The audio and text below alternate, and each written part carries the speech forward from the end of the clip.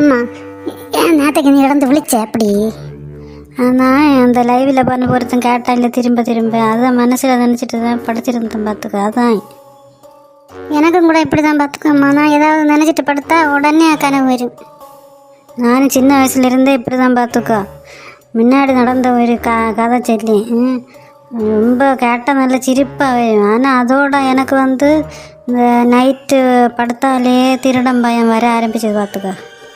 என்னோட சின்ன வயசில் நடந்ததாக்கும். எங்கள் பக்கத்தில் ஒரு சாத்தையும் குடும்பம் இருந்தது. அவருக்கு 4 பிள்ளைய, 2 ஆணும் 2 பெண்ணும். அப்போ இவர் வந்து வீட்டுக்கு வெளியே தான் படுத்திருப்பார். அப்போ விடிய காலையில் ஒரு நாள் அவர் ஒன்றுக்கு போகிறதுக்கு இழிச்சப்போ ஒரு ஆடு எங்கே கரையுது சவுண்டாக.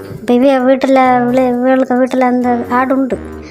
அப்போ சரி ஆடு இருக்கான்னு போய் பார்ப்போம், நம்ம ஆடு தானேன்னு போய் பார்ப்போன்னு பார்த்தா அங்கே ஆடு இல்லையா.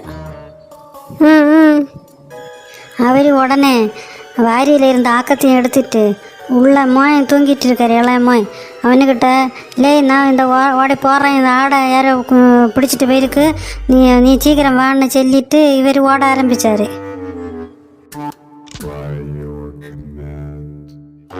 யாரும் இல்லை, அது எனக்கு ஆடை பிடிச்சுட்டு போகுது. நில்ல அங்க ஆடு நாம வசமாக மாட்டிக்கிட்டோம். நில்லொன்னு அங்கின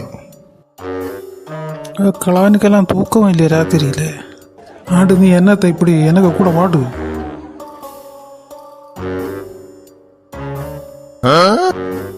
ஒன்று தூக்க வேண்டியது வேற வழியே இல்லை. இந்த கலானுக்க மட்டும் மாதிரியும் பார்த்தப்போ தூக்க விட மாட்டான் போல தான் இருக்கு.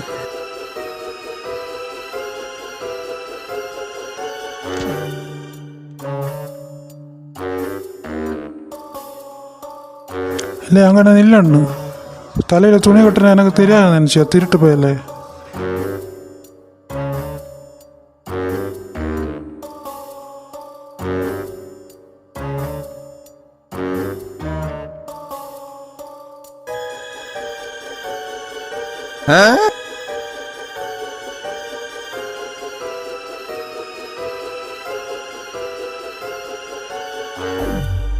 தப்பிச்சு போட்டான் பாடு பாவி.